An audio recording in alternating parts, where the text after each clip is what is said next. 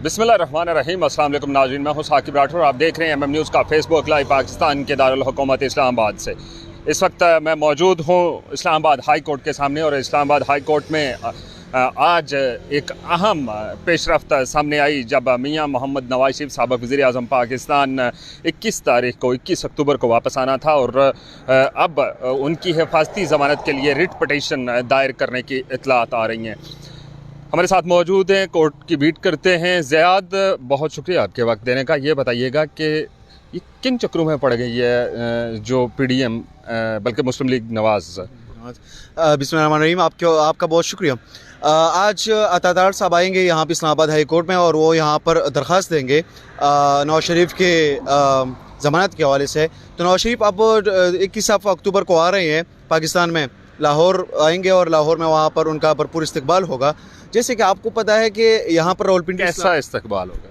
उनका शानदार इस्तकबाल होगा और पाकिस्तान मुस्लिम लीग नून जो है वो पूरे पाकिस्तान में इसके लिए इवेंट्स वगैरह भी कर रही है, उसके साथ साथ कन्वेंशंस कर रही है, करंट मीटिंग्स कर रही है। और हालांकि आपको पता भी है कि पाकिस्तान तहरीक इंसाफ भी इस वक्त पाकिस्तान की मकबूल जमात है, लेकिन उनको किसी जलसे जुलूस की इजाज़त नहीं है। और नवाज शरीफ जो आ रहे हैं उनके लिए बहुत बड़ा जलसा जो है उसका इनेकाद किया गया है। अब उनके लिए जलसा होगा, लेकिन उससे पहले आपको पता होगा, क्योंकि आपका भी यहाँ से ताल्लुक़ है, इस्लामाबाद रावलपिंडी में कोई भी ऐसा पेनाप्लेक्स नहीं है, कोई बिलबोर्ड ऐसा नहीं है जहाँ पर नवाज शरीफ साहब की तस्वीर ना लगी हो। मैं यहाँ पे आपको इंटरप्ट करूँगा, माजरत ख़्वाह हूँ, लेकिन ये मुस्लिम लीग नून की क़यादत कहाँ सोई हुई थी कि जब उनको याद अब आया है कि नवाज शरीफ के बारे में उन्होंने हिफाजती ज़मानत के लिए भी रिट पटिशन दायर करनी है।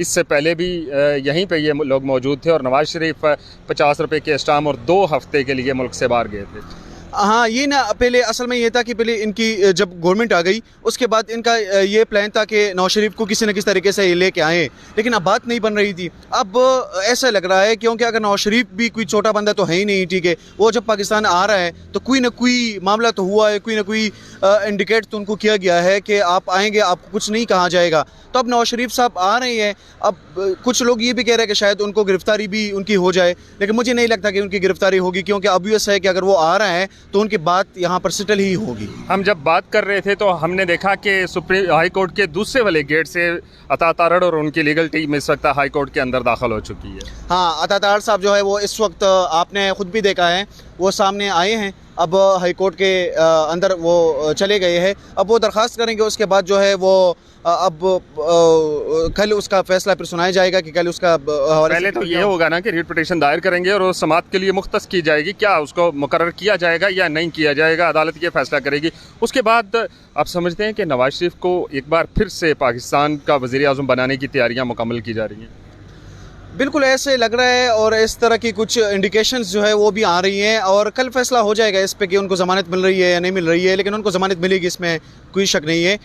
उसके अलावा आपने जिस तरह कहा, तो इस मुल्क में ना एक अजीब सी सूरत हाल बनी हुई है कि हम 47 से देख रहे हैं अभी तक ना यहाँ पर जो जमहूरी हुकूमतों की अगर बात की जाए तो बहुत कम ही रही है। अगर 3 पार्टियों की मैं ख़ुसूसन बात करूँगा, पीपल्स पार्टी, पाकिस्तान मुस्लिम लीग नून और फिर उसके बाद पाकिस्तान तहरीक इंसाफ, खान साहब ने 4 साल या इस तरह की तकरीबन गवर्नमेंट गुजारी है, तो उसमें ये चीज़ें जो है ये बड़े कोई अजीब सी सूरत हाल है यहाँ पर कि किसी भी जमहूरी हुकूमत को उन्होंने आगे नहीं जाने दिया। कानून कहाँ है?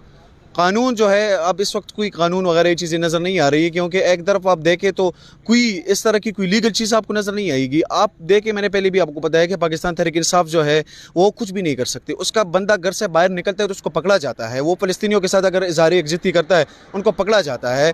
अगर वो अपने घर से बाहर कोई सिर्फ एक भी नारा लगाता है कि इमरान खान जिंदाबाद या इस तरह का नारा लगाते हैं तो उनको पकड़ा जाता है। अगर वो किसी और की प्रोटेस्ट में जाता है तो फिर भी उनको वो गिरफ्तार किया जाता है। तो इस तरह की चीज़ें हैं और बाकी चीज़ आप देखें तो आप KP में देखें, वहाँ पर KP में तहरीक इंसाफ के लोगों को नहीं कुछ करने दिया जा रहा। वहाँ पर आप देखें अवामी नेशनल पार्टी, बाकी जमीयत, जमात इस्लामी, ये सारी जो है अपनी अपनी एक्टिविटीज़ कर रही हैं। पूरे पाकिस्तान में आप देखें, आप लाहौर और इस्लामाबाद में देखें, पाकिस्तान मुस्लिम लीग नून जो है वो भरपूर तरीके से अपना कैंपेन भी चला रही है।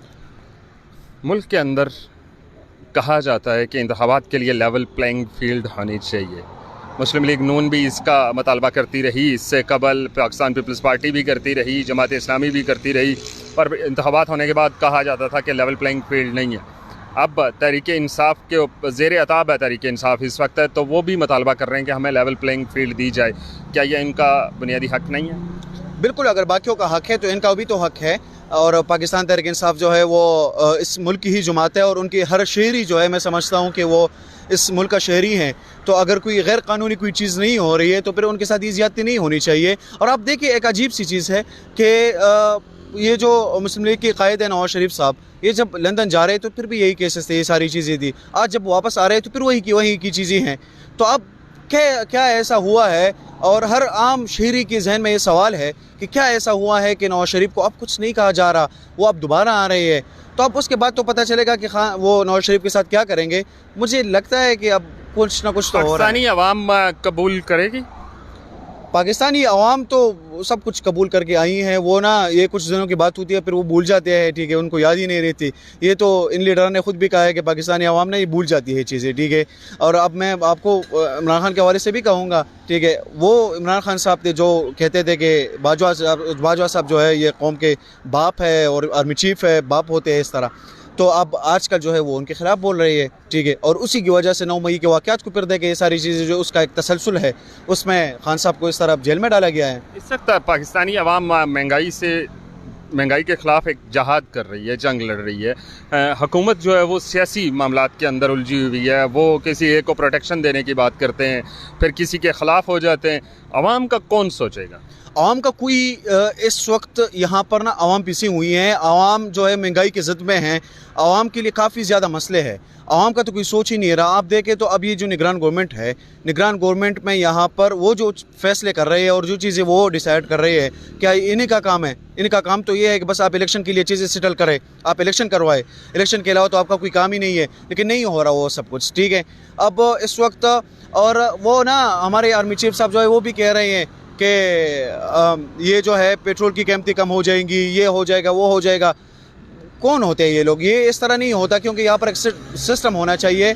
जिस तरह ये जो अब ये बिल पास हुआ है, तो ये इस तरह की चीज़ है, ये अगर आवाम के हक़ में जाती है और आवाम को इस तरह एम्पावर किया जाता है तो मेरे ख्याल से चीज़ें सेटल हो जाएंगी। लेकिन आवाम का कोई सोच नहीं रहा, आवाम से किसी चीज़ में राय नहीं ली जा रही है। तो खान साहब की गवर्नमेंट थी तब भी यही हाल था, उससे पहले नवाज शरीफ की गवर्नमेंट थी तब भी यही हाल था, उससे पहले पीपल्स पार्टी की गवर्नमेंट थी तब भी यही हाल था, अब भी वही हाल है। हम मैं यहाँ पे ज़ाहिर सी बात है, हम एक अगर बहस का आगाज़ किया है तो मैं ये भी आपके साथ शेयर करता चलूँ कि ये आवाम 4 दिन जब बेनज़ीर भुट्टो उनको शहीद किया जाता है और उसके बाद फिर चंद रोज़ गुजरते हैं और फिर से आवाम जो है वो याद उसको भूल जाती है, वो इन चक्रों से निकल जाती है। आवाम को इस वक्त रोटी के लाले पड़े, वो रिज़्क़ की तलाश में जा रही है। आवाम को मौक़े मैसर नहीं आ रहे। हमारे लाखों के हिसाब से नौजवान मुल्क से बाहर चले गए हैं।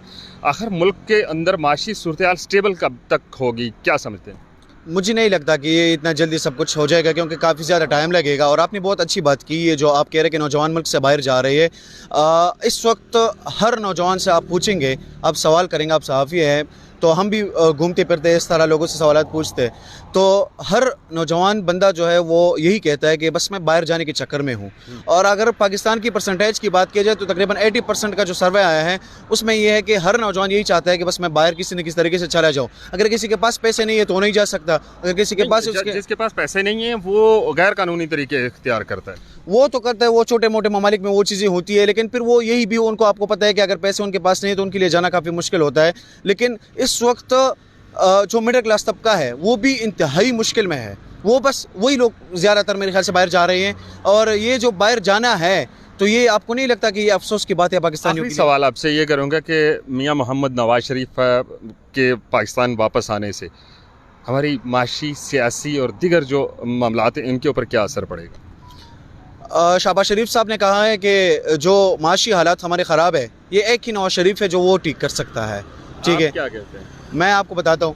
वो इसके अलावा जो है शाहिद खान अब्बासी साहब जो है वो कह रहे हैं कि ये तो सिस्टम ही नहीं है, ये तो सारा कुछ ख़राब है। जो मुस्तफ़ा नवाज़ कोकर साहब है वो भी कह रहे हैं कि सिस्टम ख़राब है और ये इस तरह नहीं चल सकता। और मैं हूँ एलीट क्लास से, मैं हूँ, लेकिन मैं दर्द रखता हूँ इन लोगों की। दूसरा जो मिफ्ता इस्माइल साहब है वो भी आ रही हैं, नई जमातें सामने आ रही है। ये बहुत बड़ा सवाल है कि नई जमातें भी आ रही है और वो कह रही है कि माशी हालात को हम ठीक करेंगे। तो ये जो 75-80 साल हुए, इसमें ये हालात किसने ठीक किए?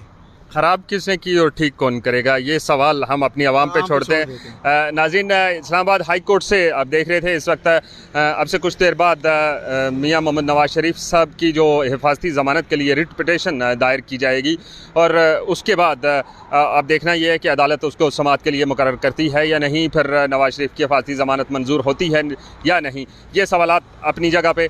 लेकिन आवाम जो इस वक्त पिछले 75 सालों का जो गंद है उसको ठीक करने के लिए पाकिस्तान को कौन से ऐसे लीडर की ज़रूरत है या अलादीन के चिराग की ज़रूरत है, लाजमी बताइएगा। दीजिए इजाज़त, अल्लाह हाफ़िज़।